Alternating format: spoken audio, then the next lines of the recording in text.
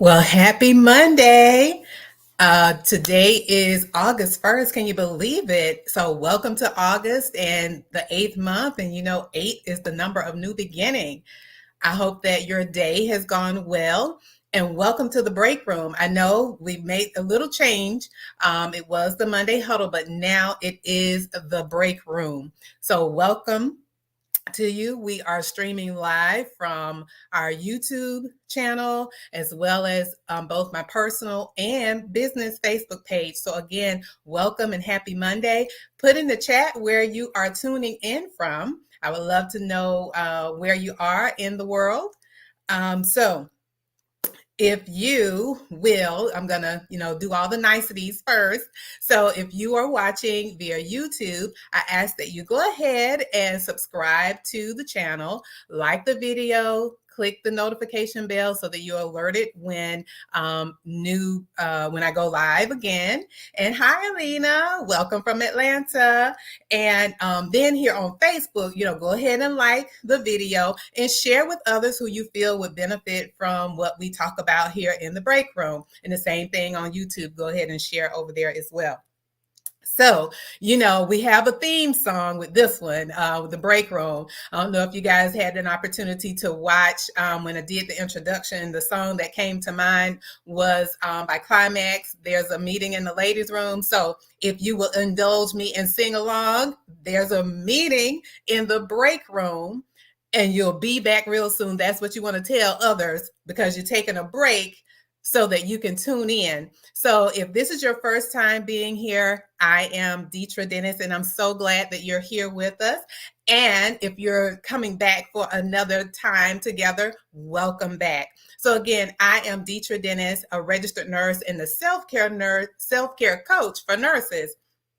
And I empower the nurses to prioritize the care of their MVP, yes, their most valuable patient, which is themselves, so that they can show up as the best version of themselves. And as a result of that, it will impact the health of their family and the community. And so the break room is our self-care safe space.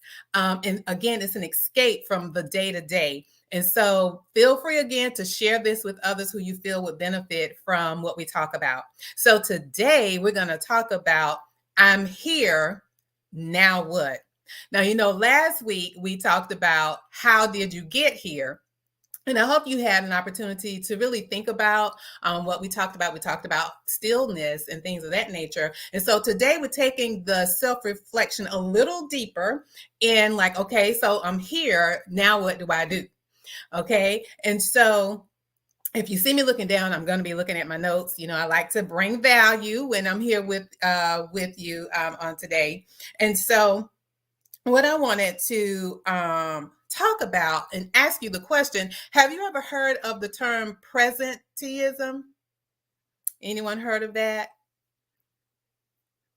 And I know sometimes it's a delay in the chat, but presenteeism is when you are physically in a place, but you're not fully functioning. Yes, thank you, Alina. Yes, you've heard of it before. Yes, and so to answer the question, I'm here, now what? The now what is to be present. And I know when I worked at a large managed care company and we were having quite a bit of turnover and they had consultants to come in and we had many, many, many presentations on be here now. And the training was so awesome. And it really is something that I have implemented in my day-to-day. How about you? Do you practice be here now or being present? And how do you practice being present? If you do. Yes, yes, yes. Thank you. And so anyone, how they practice being present? So, and again, I know it's a little delay, so we'll keep talking. And so when I think about presenteeism, like I said, you're physically there, but you're not fully functioning. Now, I love music, so what came to mind to me. The OJ said it like this as relates to presenteeism. Your body is here with me, but your mind is on the other side of town. You heard of that song? That truly is what presenteeism is. You're physically there, but your mind mentally, you're not there. And so when we practice being present, it is a form of self-care for our mental well-being. And it's so important for us to do that when we are being pulled in several directions or when it's high pressure. It is important for us to be present. And another thing when I think about being present is that you are truly in the moment and not thinking about what's in the past or rehearsing or revisiting that over and over in your mind or worrying about what's in the future. Is truly being in the present moment. So if you don't mind, I want to share a little bit. There was a survey. Yes, Alina, identifying triggers and reset. Yes, that is what being present is all about, identifying those triggers and resetting. And so if you don't mind, I want to share a survey that was done. I can't remember the year that it was done, but it was conducted on nurses in North Carolina, and it was about over 2,500 nurses that they surveyed. And what they were doing was to identify how presenteeism was affecting the quality of care. And so what they identified was that 71% of the nurses experience musculoskeletal pain. Because when you're exhausted, and I think we talked about this when we talked about what burnout is doing to our body, and it could cause those muscle strains or pains. But 71% of the nurses said they experienced musculoskeletal pain, which caused them not to be fully present. And then 18% experienced depression. And those things, again, when they were looking at that, it mentioned that both of those that I mentioned, the musculoskeletal pain and the depression, those are two main causes of presenteeism. There were others, but those were the two main causes of presenteeism. And so not only does presenteeism impact you, but listen at this, what happens when you're not fully present. It could cause or have higher patient falls, because if you're not paying attention and having attention to detail, some things can fall through the cracks. Another thing is medication errors. Those are some things. This was in the survey. Now, this is not what Deidre said. This is what was in the surveys. And then lastly, lower quality of care. So this, to me, shares why, or identifies, or shows a highlight that really self-care truly is important. It's crucial that we as nurses take care of ourselves, because it's not just impacting us, it is impacting the lives of others that are assigned to us. And that is not just in the hospital, but also to your family and to the community. So self-care, this to me, I don't know about you, does that, come to mind that yes, self-care is important?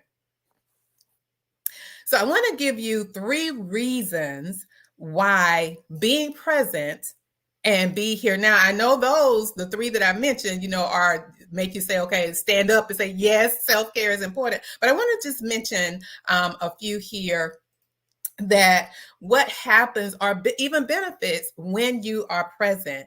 The first one is it releases stress release. And so as a result of being present, it allows you, I know last week we talked about the stillness, but when you are present, that is what happens. You have that stillness, you have, again, reducing the stress, but it also brings calm for you when you are present. So again, it releases stress when you are present. And we know how stressful and high demand our role is. So this is why it's important to practice self-care of our mental well-being by being present. Number 2, another reason to be present, or a benefit of being present, is better concentration and focus. And again, it is important for us to have that laser focus. I remember one of my last positions that I had, it was always talked about be laser focused. And this is how you can be laser focused, blocking out all of the other things and truly tuning in to what is before you. And the last one that comes to mind when it comes to being present and being here now, and that is you have better execution and attention to details, especially under pressure. Now, the pressure that we can be under. And this is why, again, being present is so important. I wanted to ask you a question.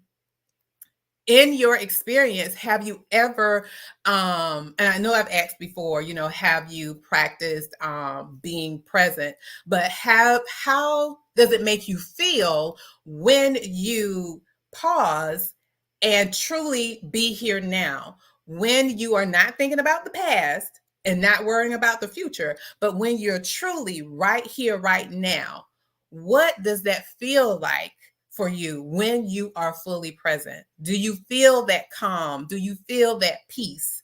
Do you have any of those? What do you experience? Yes, definitely peace. And I know for me, I can even share, like, over the past few weeks, working on some things behind the scene. And thank you, Alina, for sharing that about it gives you peace. Behind the scenes, I'm working on some things, some great things. So stay tuned. I'll be sharing some great things coming up. And so it had caused me, to be a little having the triggers, as you mentioned earlier, Alina, having triggers and, a little high stress, I would say. And so as a result of that, over this weekend, I had to practice what I preach and really just take time, the stillness that we talked about on last week, but truly not thinking about what has happened in the past, nor, thinking about the things that I want for the future, but truly appreciating the present moment. And so, were there any questions or anything that I mentioned about, even about the survey? Did that make you, how did that make you feel? Or what was your thoughts about, hearing as a result of not being fully present could truly impact the patient's lives? Be it, like I said, with the higher risk of the patients falling, or medication errors, or lower quality of care. Was that shocking to you to hear that? As a result, again, of not being fully present, and in my words, I would say not practicing self-care of your mental well-being. Was that a shocker to you?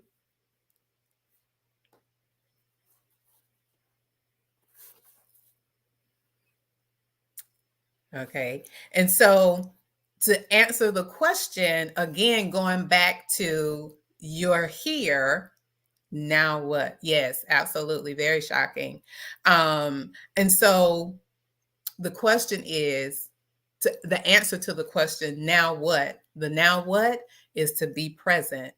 Be here now. And you can do that very easily if it's, after leaving out of a patient's room. And I know I've mentioned this before, but it's so important. When you're leaving out of one patient's room, before you go into the next one, be fully present. If it means taking a deep breath before you go into the next patient's room, or if you're working from home and you're reviewing charts, like in utilization management, when you're reviewing those charts, in between the charts, take a moment, because sometimes the information that you read in those charts, it's really, it's a lot that goes on. You're seeing really the behind the scenes of what's going on with the patient's care.